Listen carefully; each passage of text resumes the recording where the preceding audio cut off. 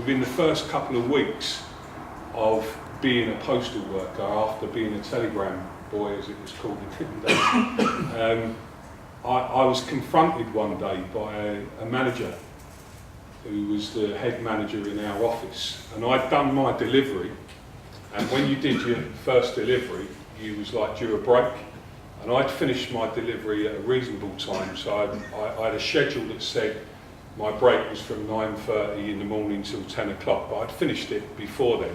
So I was doing exactly the same thing as what other workers were doing, which is going up to the canteen and having my break. And I always remember I put my bag on the frame in the sorting office, and I started walking from the back of the sorting office where my frame was towards where the canteen was, which was up some stairs at the front of the office. And I heard this booming voice come across the floor shouting, Mr. Ward, don't walk across my sorting office floor with your hands in your pocket.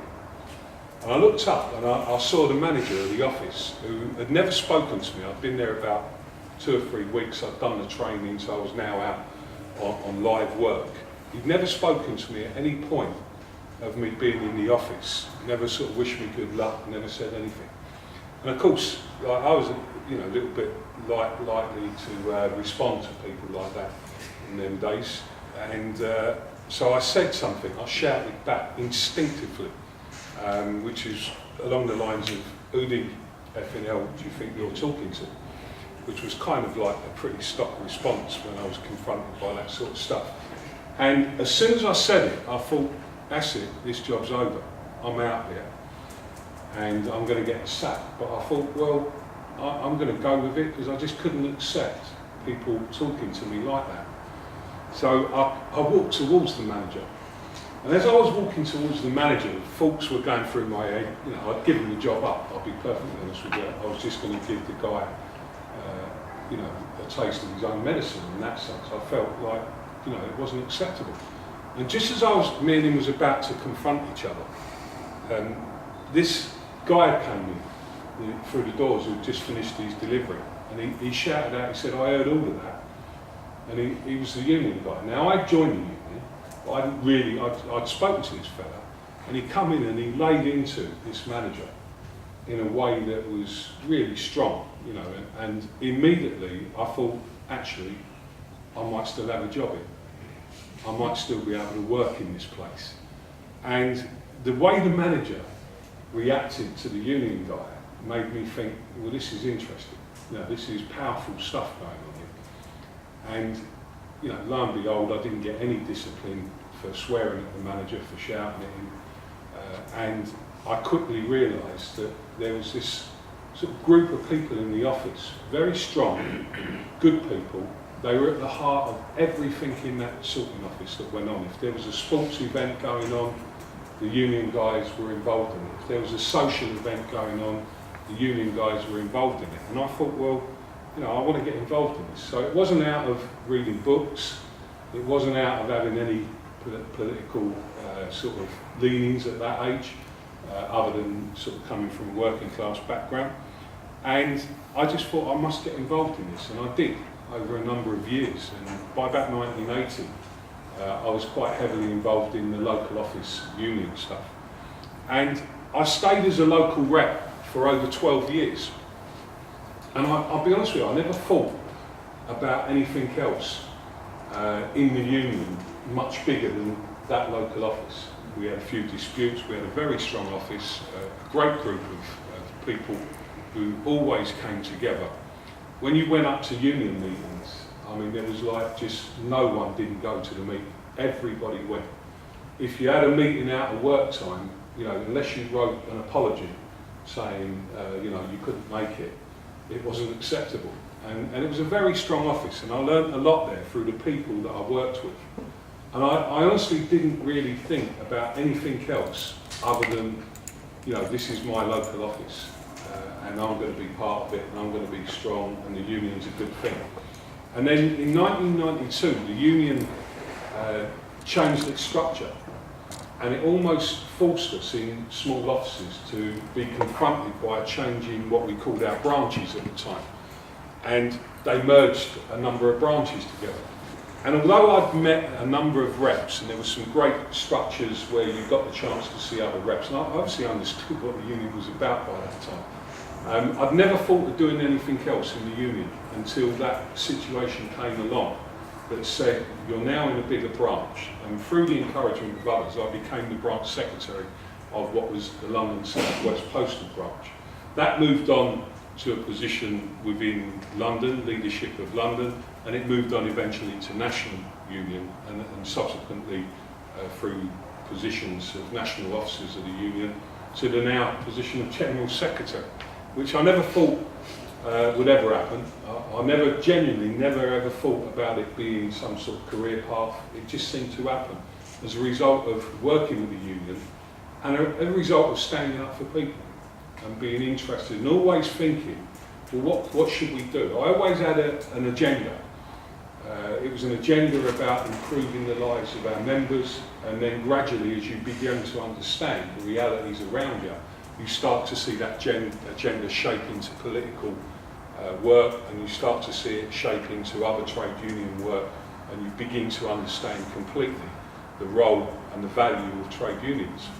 When I stood for the General Secretary of the union, I had some very clear objectives, and they perhaps are about where I am today and what I think the trade union movement needs to do to reassert itself, because it certainly needs to do that. The first one was, I felt that our union needed to be redesigned, and I felt that because of a couple of things. One, as a union, as good as a union as we were, and we've done some great things as a trade union, like a lot of other trade unions, we were losing members year on year. We were formed in 1995.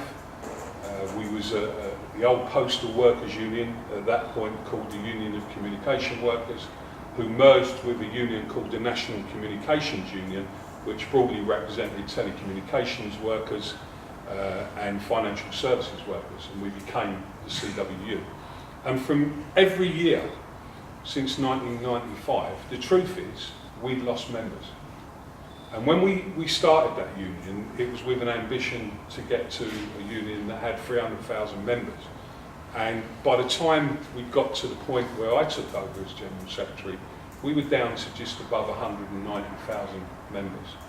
Now, there's good reasons why we're losing members in this sense, in that, you know, our industries are industries that have gone through massive change.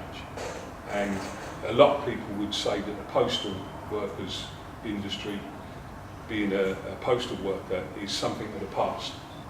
And therefore, as technological change comes along, as sociological change comes along in the world of communications, you know, that type of job is not going to exist. And we have had some big hits as a result of those changes. They weren't the result of political change, although some of them were. They were the result of massive changes in the way that people communicate, and that's continued. Similarly, on the telecommunications and financial services side of the union, there's been a diversification of that industry. That whole sector is diversified. And whereas we were a union at one point that was basically made up of Royal Mail and BT predominantly, clearly, you know, the old industry is diversified, and you've got loads of different little unions that sit alongside that. So I wanted to redesign the union, and I think a lot about, well, what sort of shape does the union need to be ready to face the future. I also wanted to be part of something that pulled the union movement together. And I would see this as one of my biggest objectives now as an individual, as the leader of the union. It's what I'm there to do in that sense, is to work with other trade unions and reassert our values across society. Bring us together. Think of things that can bring our movement together and change the balance of forces in the world of work, so that people like Bonnie and others can start to have decent jobs again with decent terms and conditions, and that we can start to build a better society. And that brings me to the third objective, which was I felt that Labour needed to change. I felt that through the things that I'd seen with my own children growing up. I felt that Labour had walked away from working people, not the other way around.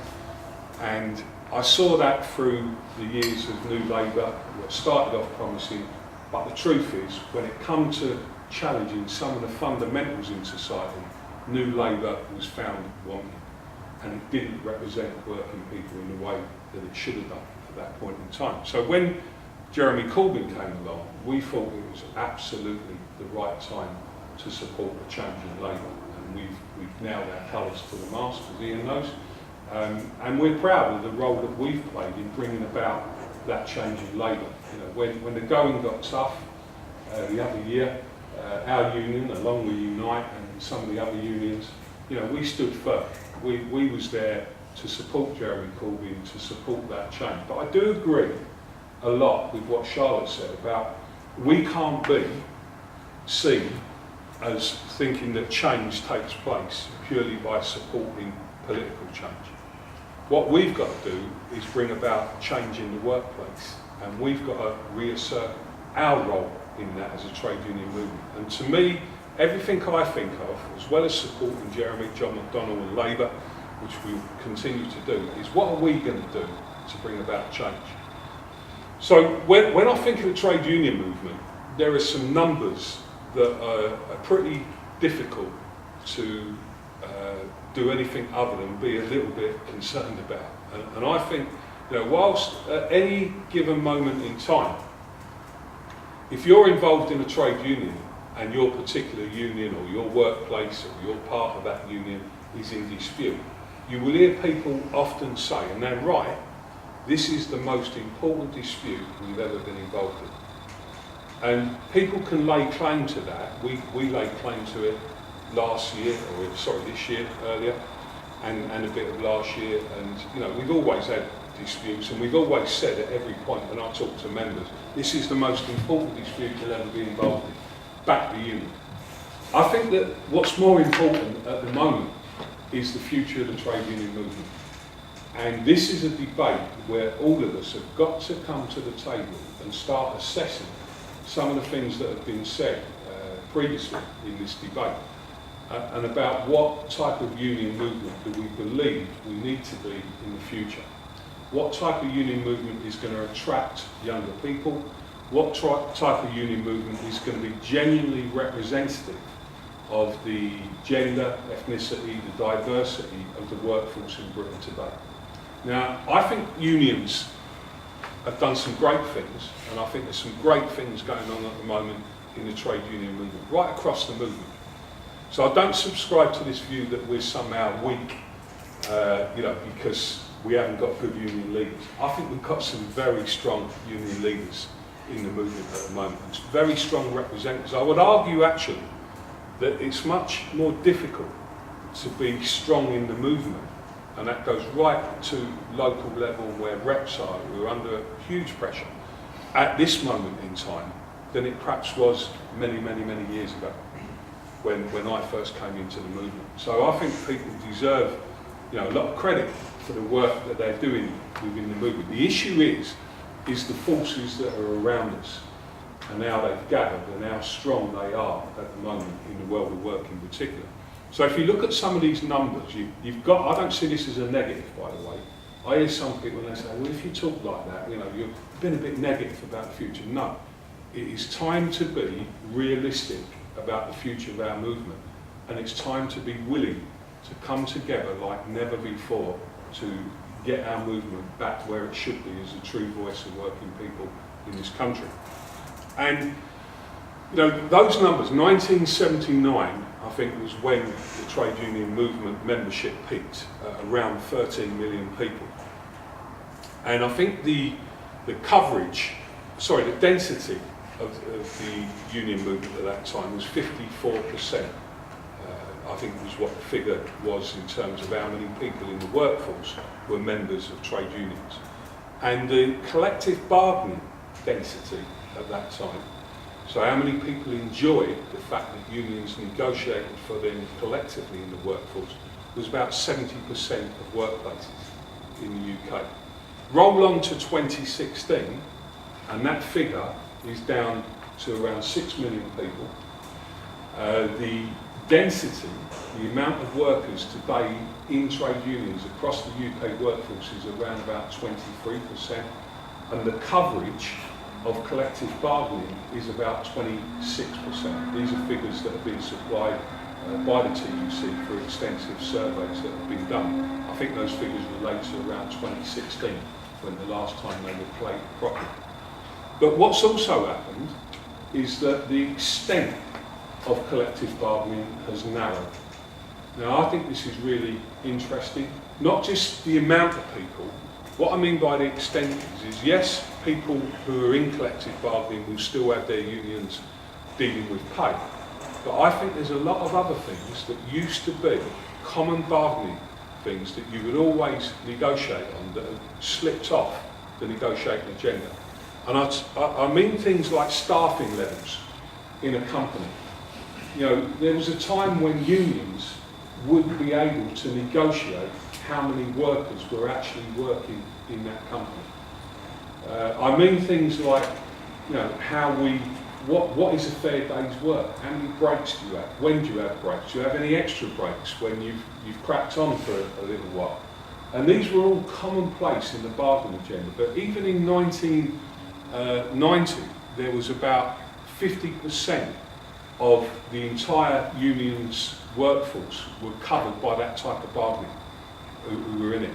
By 1998, that had dropped to around 10%. Again, figures supplied by the TUC based on independent surveys that have been done. Last year, at a time when I would argue there's never been more pressure on workers to work harder and faster for less in the UK in my living memory, we lost as a movement around about 270,000 people less in trade unions.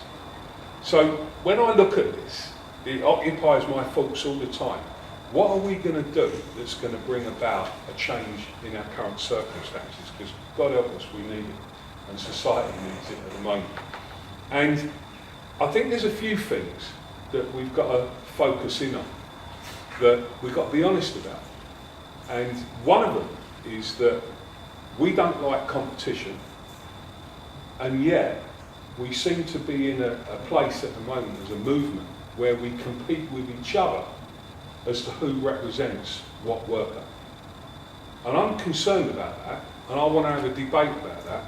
And I go to the General Council and I'm starting to say, let's have that debate. I haven't got a fixed view, personally, as to whether big unions are great or small unions are great. What I know is that we cannot carry on competing against each other for members. I've got a daughter who works in the NHS. I've got a couple who work in the NHS, and one of my daughters works on 999 calls, the ambulance side, which is a very pressurised job. You see it on the TV sometimes. She works at Waterloo in a workplace. There's about 130 people who work in her workplace. And she come home to me when she got that job, and she said to me, I've had the union on to me, Dad. What union should I join? So I said, well, what unions are in there? So she said, well, we've got GMB, we've got Unison, and we've got Unite. And this is in a workplace of 130 people. Now, they're all great unions, and I've got a lot of respect for all those unions. But you can't have workers in somewhere like the NHS sort of being confronted by it. Well, you can be in this union, you can be in that union. You've got to find a way through this debate where we come together as a movement.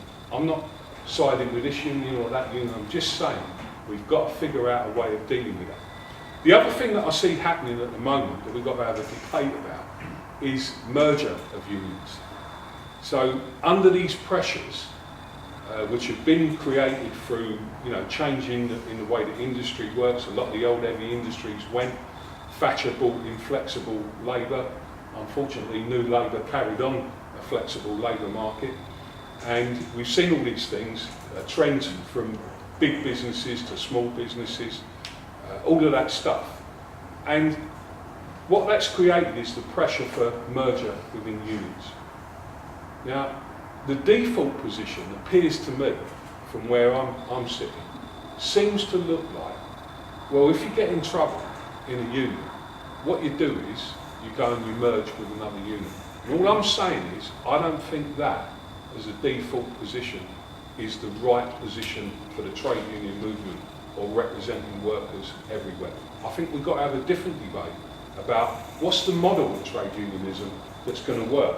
And frankly, I can be persuaded by anyone's logic as to what is the best. If the best is let's all sign up to one union, let's have unions in sectors. If people have got ideas on this, let's have the debate, is my point. Let's not settle for a default position, which I've seen happen, where unions merge ultimately because of financial pressures that are on them. And I don't want the CWU to be in that place, which is why we talk a lot about, I'm not against merger by the way, I'm against takeover of trade unions. And I believe in trade unionism that is as close as you can get it to where the workplace is or where workers are. So I see those problems, and I know that there's a lot of good people out there, and I think, well, what are we going to do about it? And what we've been talking about is time for us to really bring about a change in the world of work and focus our movement to make the fight for a new deal for all workers in the UK the number one campaign, the number one political issue.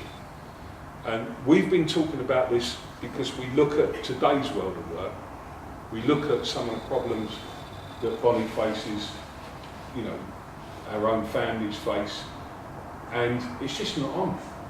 You know, work today is characterised by insecure employment, is characterised by in-work poverty. No longer is it the issue of like, well, how many jobs are there, and that's important. But I think the Tories are getting away with murder on this point about, like, when they come out and they say employment's up. No, there's crap employment out there today, crap employment, where people have to have 2 or 3 different jobs to have any chance of making a living. That's not acceptable. And we've got to turn that focus on to that. In-work poverty, record levels of that and record levels of stress are what characterise work today. So therefore it falls on us to do something about that as a trade union movement. And then I look to the future and I see the murky world of the gig economy, the super exploitation of workers who are part of that world. I see people talking about digitalisation, so more technology, more digitalisation coming down, artificial intelligence. All of this is happening, it's going to happen. And it leads me to, you know, people call that, don't they, the 4th industrial revolution. So the point I'm making is this, is there's never been a better moment for us to come together and work out a strategy that's going to fight for all workers, wherever you are in the UK, to ensure that we get a bold new deal. And the way I see it is there's two possibilities here for work, there's 2 futures. One future is where companies like Amazon, Google, Facebook, Apple, Microsoft, all these companies, they are going to increase their wealth, they're going to increase their power beyond anything we have ever seen in the world. The march of globalisation, the march of those companies will be bigger than any individual country in terms of wealth and power. That's where it's heading, that's one future. And for the rest of people in that world, everyone's going to be scrambling around for insecure work and less of it. And inequality is going to grow, in-work poverty is going to grow. That's one possible future. The other future is where we as a movement grasp this moment, where we come together, where we have this realistic debate, and we talk about what is in the best interest of workers, wherever you are. What is in their best interest, not this union or that union, and can we come together and fight for a new deal for workers? And that's the future that I want to fight for, alongside the comrades who are on the table, and alongside all of the other great trade unionists that exist, and you as representatives of workers everywhere. That's the future we've got to fight for. Which is why the CWU is pushing very, very hard for us to come together around that. And we've put forward a few points which we think we need to deal with now. But one of them is, why can't we agree a common bargaining agenda to tackle insecure employment? So yes, coverage of collective bargaining might not be what it was, but it's still pretty powerful. There's still 6 million people there who are in trade unions who could make a huge difference for workers everywhere. And that is one of the ways that you would, of course, attract workers who are not organised at the moment to become part of trade unions. They've got to see us winning, they've got to see us fighting. I'm not in this camp where we need to be sort of a bit careful about what we say anymore. I'm in the complete opposite camp where we've got to get out there and show people that it's worth joining the trade union movement because we fight for things. And I'm just so aware that the balance of forces against us require us to come together to win that fight. You can't win that fight on your own. You win the odd fight, you win the odd struggle, but with what's against us, we've got to come together. So let's agree collective bargaining agendas. Unions could still have their own individual issues, they're bound to want to do that, but there's got to be 2 or 3 things that we could do as a movement where we all sign up to, under the banner of the TUC, General Council, all the affiliated unions, say there's going to be 3 things that every single employer, where we've got recognition, we are coming for you on insecure employment. Imagine how strong that would be and what signal, that even saying that we've done it would frighten the life out of a lot of politicians, and it would give great support to the agenda that Ian and Labour and Jeremy and John McDonnell are pushing forward at the moment. It would do exactly what Charlotte said, which is let's create our movement, let's do it, let's not wait for political change, but let's go along similar lines and bring about that change. So common bargaining agenda is the first point. The second point is we've called for a summit meeting of trade unions. And what we're saying is it is time to resurrect some kind of reformation, if you like, of the brilliant rules. Now, we can't keep carrying on with a free-for-all on who represents workers. We're deluding ourselves if we think that we can all have internal competition at the same time we've got all these forces against us. So let's have a summit meeting and let's sit down and thrash out a strategy that is about this is the best way to recruit workers everywhere. Now each union's going to protect its patch, I understand that, we're going to be no different, but there's got to be some new rules in the game going forward. Otherwise we're just going to be doing that instead of doing that against the bosses and the employers. So that's the second point. Can we have that discussion that often happens when you're outside of the General Council, when you're in the pubs, the restaurants, the coffee houses, when you're talking amongst your own people, we all talk about it, but can we bring ourselves to do it together collectively? See, I'm fed up of having like rules now, disputes procedures. We keep getting new papers saying here's a dispute procedure for this, between unions. I want proper understood rules that allow us all to go out and recruit workers. And I want to learn from other unions. We ain't great at recruiting. We have been complacent because we're in a world where, I said earlier on, we represent postal workers, we represent BT workers predominantly. Some of the unions that I see, they're doing some great things on recruiting and organising. But let's share that practice. Let's build the best, not sort of hide what we're doing. And I know that that's not what's being said here today, quite the opposite. But we need that summit. The third thing that we need to do is we need to publish a manifesto that is a trade union manifesto on what constitutes a new deal for workers. Now, I think this is really a great moment to do this because one, we've got a Labour Party now who have put trade union issues right at the top of their agenda, who aren't afraid to stand up with workers and alongside workers when they're in dispute. Gone are the days where they used to be embarrassed about standing alongside us and used to get on the phone if you was in the middle of a national dispute and say to people in the Labour Party, well, you're going to come out and support us. They get there before we have to make those phone calls now. So, this is a moment to build on what they're saying, but to have a very distinct trade union manifesto. Now, of course, pay would be on there, and I think that, we've got to be ambitious about pay. The Tories trumped the old style Labour position of New Labour. When I always remember at that conference, I think Ian, when Ed Miliband said, we've got this great new policy, only a few years back, and he said, we're going to get £8 an hour for workers by 2020. And I wasn't planning to get up and speak, but I remember getting up and going are you having a laugh? Do you think that workers are going to come flocking to Labour with a policy of £8 an hour in 2020? I thought he meant 8 that night. And it was wrong. It was such a lack of... And what did the Tories do? Within about 3 months, they come out and trumped Labour with their funding living wage. Now, fortunately, Labour have come back round the other side now, and we've got a big position on pay that is about a real living wage. But what can we do as a movement? What's our objectives on pay? And I think we can push that even further. I think the point about gender pay can be within our manifesto. Really working hard to ensure that we do have equal pay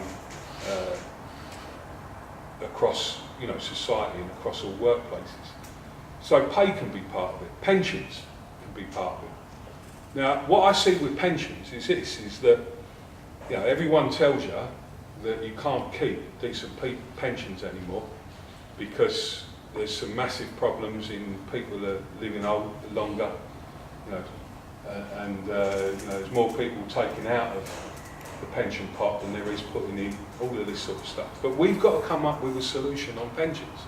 Now, it might not be what we had in the past, and we've got to be honest about some of that, because actually, I don't believe that you can keep sort of planting yourselves here and then keep taking steps back and end up with what they want to introduce on pensions. Somehow we've got to create a future on pensions that starts to bring workers together again, gives them some dignity.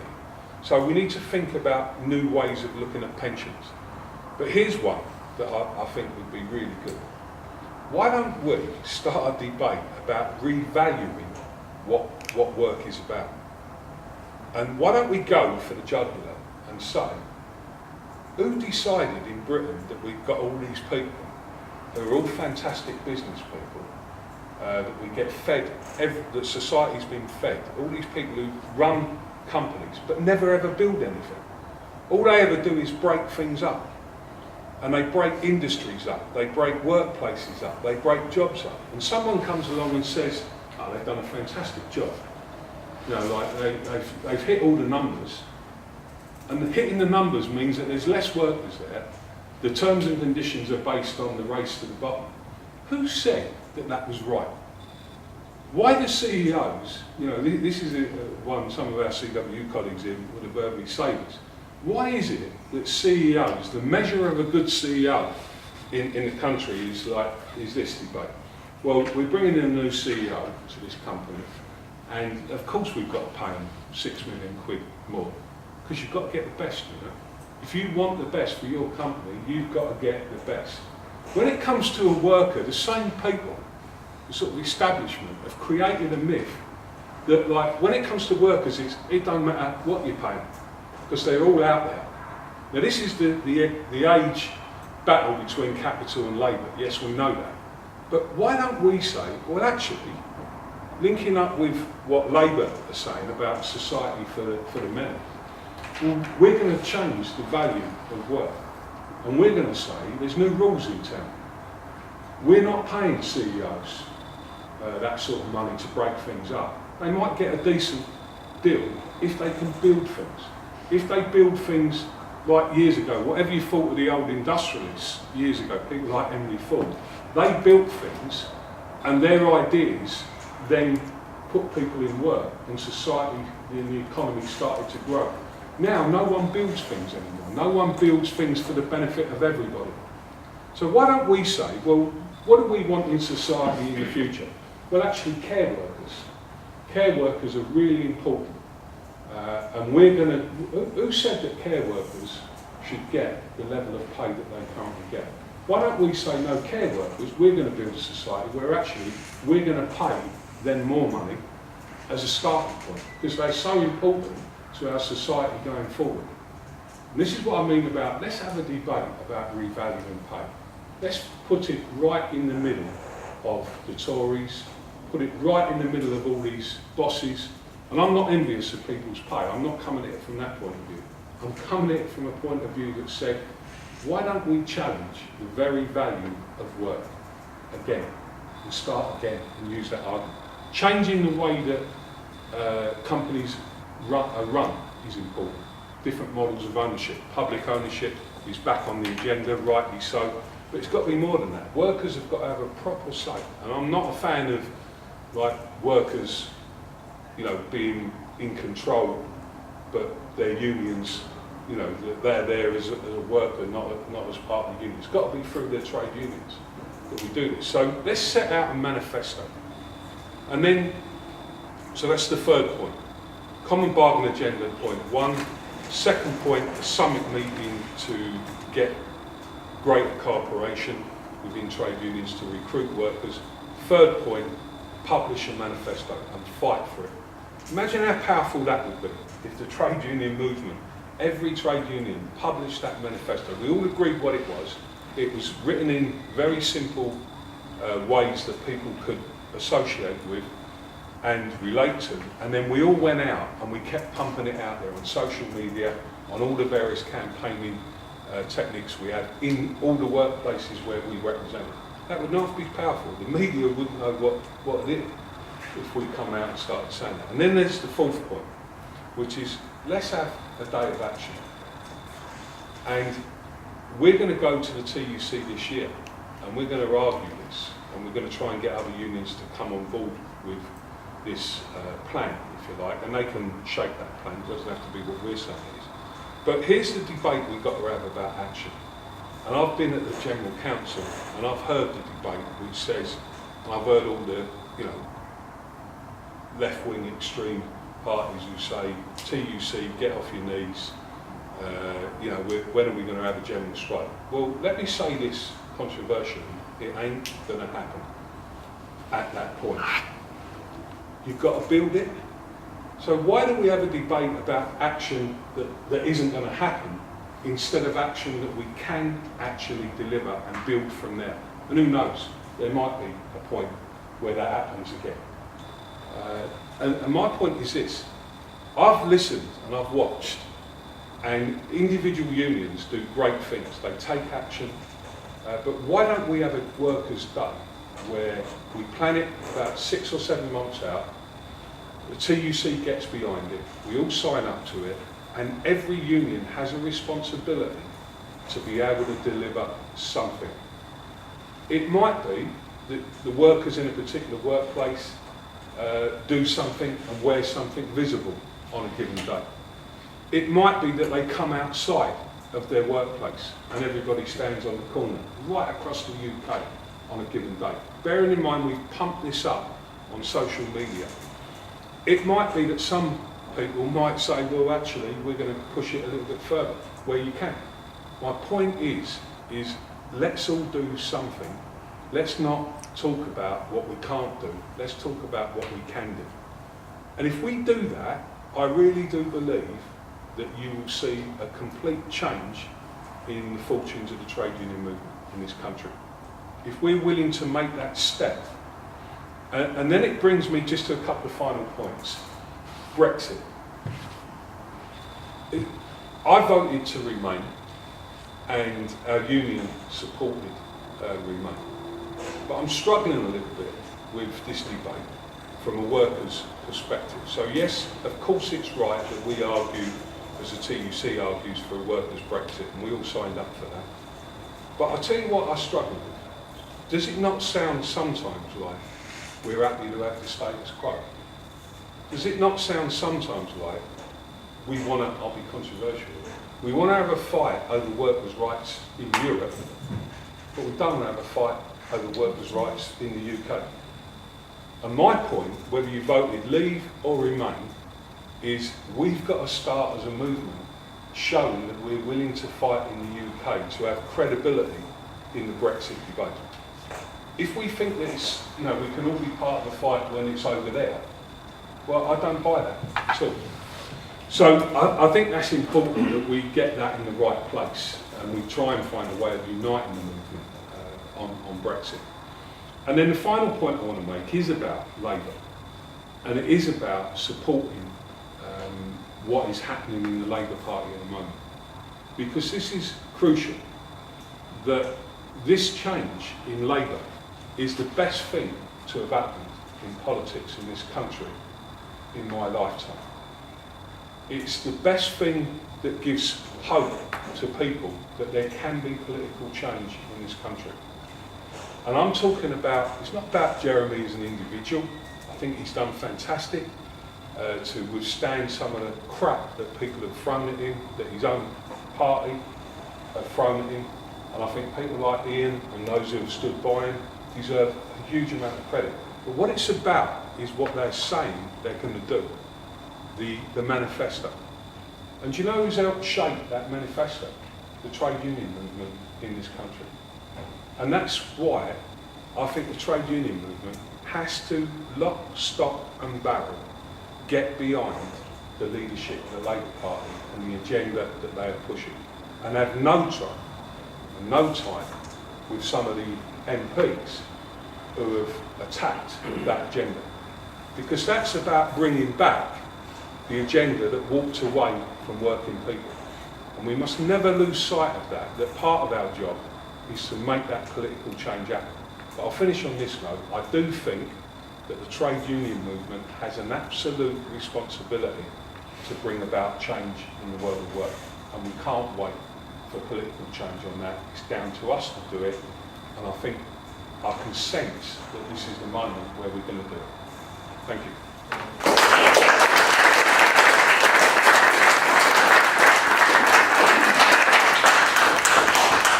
Thanks, Dave, for that excellent and thought-provoking contribution, and I think he's given us all food for thought for the future.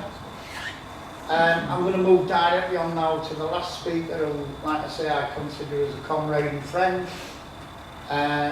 Ian worked in the mining industry, was on strike for a year in 84, 85 like myself.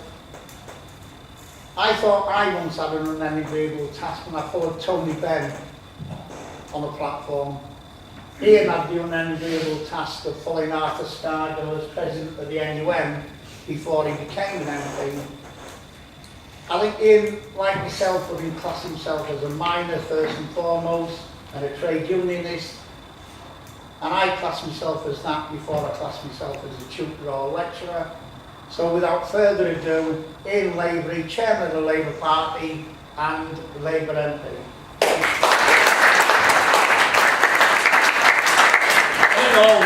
I'll stand up if everybody's okay with that. Thanks for that kind introduction, Dave. First of all, I want to bring greetings from the Shadow Cabinet, from Jeremy Corbyn and the full team. We had a Shadow Cabinet this morning and explained that I'll be coming here to send a great message, because you see, Ruskin College means so much in the trade union, in the labour and trade union movement. It's been said in 1899 when the college was founded, and since then there's been many people through these doors, and the vast majority of them were people who didn't have qualifications to start with. The people who were underprivileged but were given a great opportunity in life to come to this fantastic college. Now we can talk about Bevan, we can talk about Gandhi, who apparently was here in 1931. But when Dave showed me the grounds before, he says that's where Dennis Skinner used to play tennis. Now that means a lot to me, you see. Dennis being there, playing tennis, grumbling and everybody who we actually played with. And you can imagine, you think McEnroe was a bad man at play tennis. I can't begin to believe what Skinner might have just been like. But you know, Ruskin, I think it was Dave, I'm not sure, it might have been Paul, who said the reason Ruskin's here is because it's a symbol of workers' education in a privileged city. And that's why it was situated, the old Ruskin College, in the city, and that's exactly why Ruskin was founded here all them years ago. So it's great to be here again. It's fantastic. And we're here for the 150th anniversary of the TUC. TUC was founded in 1868 in Salford in Manchester. I shouldn't say that because Salford's not in Manchester, and if you say that in Manchester you get a bit of a talking to. It was founded in Manchester and Salford. Now, the TUC, you know what talk about progress? The TUC was founded in 1868. Then in 1869 they had their first conference. And the three issues on the agenda, all them years ago, 149 years ago, was a free education for all. The second one was work as representatives in Parliament. And the third one on the agenda, only 150 years ago, was the minimum wage. A minimum wage for people in employment. Those other things discussed this way. And you look how far we've come. What's at the top of the agenda of the TUC Congress this year? It'll be the same three things. They discussed at that Congress, the very first Congress they had. That was in Birmingham. They discussed an 8-hour day. Still discussing 8-hour days. We're still discussing workplace, the time that people spend in the workplace, and we've had some great contributions from Bonnie and Charlotte with regards to what's happening to young people, how people are being exploited in the workplace as we speak. I mean, horrific stories with regard to the tips this year. I'll never give tips at all on credit cards in restaurants. I'll always pay cash and give it direct to the waiters, because you know these greedy so-and-sos will rip these people off any opportunity they can get. And it's not just TGI Fridays, it's right across the board where they look to exploit the ordinary people. But I'm a trade unionist. First and foremost, I'm lucky enough, I'm privileged enough to be a member of Parliament, I'm the shadow cabinet, I'm the chair of the party, that's fine. But had there have been a few pits left in the country, I would have been delighted to have continued to be the president of the National Union of Mine Workers. You know, it meant so much to me, so much to my family, to my community, when I was eventually elected as the president of the NUM. That bastion of moderacy, all those years ago. And it really meant so much to me in that position. When I during the miners' strike, my journey was all about trade unionism. And it's only looking back now, you realise it's the true values of the labour and trade union movement that you were involved with. The miners' strike in 1984, 1985, I was in college. I was an apprentice. I was going to be a colliery manager.